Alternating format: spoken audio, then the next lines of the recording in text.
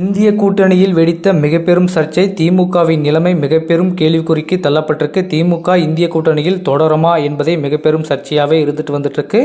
ஏன் அப்படி என்னதான் ஆச்சு என்பதை பற்றி முழுமையாக நம்ம இந்த வீடியோ பதிவில் பார்க்கலாம்.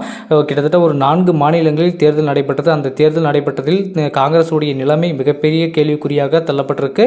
அவங்களுடைய கோட்டையாக இருக்கக்கூடிய ராஜஸ்தானிலே தோல்வியை சந்திச்சிருக்காங்க. இதுக்கு காரணம் என்னன்னா, அமைச்சர் உதயநிதி ஸ்டாலின் அவர்கள் சனாதனத்தை பற்றி பேசியதன் காரணமாக தற்பொழுது மற்ற மாநிலங்களில் வெடித்த போர்க்களமே இதற்கு தோல்விக்கு காரணம் என தற்பொழுது காங்கிரஸ் தரப்பிலிருந்து சொல்லப்பட்டு வருவதாகவும், அதனைத் தொடர்ந்து இதற்கு முழுக்க திமுகவே காரணம் என ராகுல் காந்தி அவர்கள் சொல்லதாகவும் தகவல் கிடைச்சிருக்கு.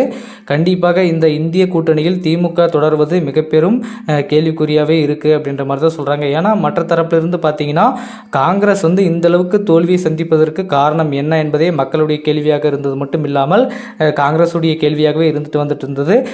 உதயநிதி ஸ்டாலின் அவர்கள் சனாதனத்தை பற்றி பேசியதன் காரணமாக ஒரு கொஞ்ச நாட்கள் பரபரப்பாக போயிட்டு இருந்தது. மற்ற மாநிலங்களெல்லாம் போர்க்களம் சரி கலவரங்களும் வெடித்து கொண்டிருந்தது. அதனைத் தொடர்ந்து இந்த பிரச்சனை இந்த சனாதன பிரச்சனைகள் தான் காங்கிரஸ் இந்த அளவுக்கு ஒரு அடிமட்டத்திற்கு அடி வாங்கியதற்கு காரணமே இந்த சனாதன சர்ச்சை தான் என்பது தற்பொழுது காங்கிரஸ் தரப்பிலிருந்து குற்றச்சாட்டை வச்சுட்டு வந்துட்டு இருக்காங்க.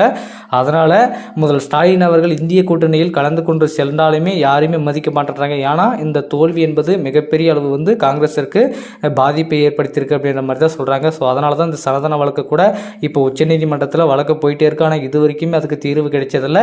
ஆனால் கண்டிப்பாக திமுகவும் காங்கிரஸும் கூட்டணியில் இருப்பதே மிகப்பெரிய ஒரு கேள்விக்குறி. அது மட்டும் இல்லாமல் இப்போ நாடாளுமன்ற தேர்தல் வரப்போகிறது. இந்த நாடாளுமன்ற தேர்தலில் தமிழகத்தில் 39 தொகுதிகள் இருக்கிறது. அந்த 39 தொகுதியிலுமே இந்திய கூட்டணியாக இருக்கக்கூடிய காங்கிரஸும் திமுக தான் இப்போ இரண்டும் கூட்டணியாக இங்கே போட்டியிட போகிறாங்க.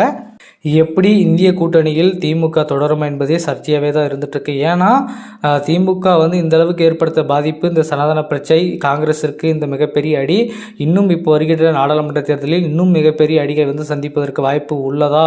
அதனால் இந்த கூட்டணி என்பது மிகப்பெரிய ஒரு போராட்டமாக போயிட்டு இருக்குமா? ஸோ அதனால் திமுக நம்ம கூட இருக்கிற வரைக்கும் மிகப்பெரிய அளவு தோல்வியை சந்திப்பதற்கு வாய்ப்புகள் இருக்கா என்பது காங்கிரஸ் தரப்பிலிருந்து யோசிச்சுட்டு வருவதாகவும், அதனைத் தொடர்ந்து திமுக கண்டிப்பாக ஒரு பதில் சொல்லியாகணும். முதல்ல ஸ்டாலின் அவர்கள் இதற்கு என்ன பண்ண போறாரு? தமிழகத்தில் 39 தொகுதிகளில் ஜெயிப்பாங்களா என்பதே மிகப்பெரிய ஒரு கேள்விக்குறியா இருக்க மக்களே. இந்திய கூட்டணியில் திமுகவின் ஆதிக்கம் தொடருமா, இல்லை மீண்டும் காங்கிரஸுடைய அந்த கூட்டணி என்பது பிளவில் ஏற்படுமா என்பதே ஒரு மிகப்பெரும் சர்ச்சை தான்.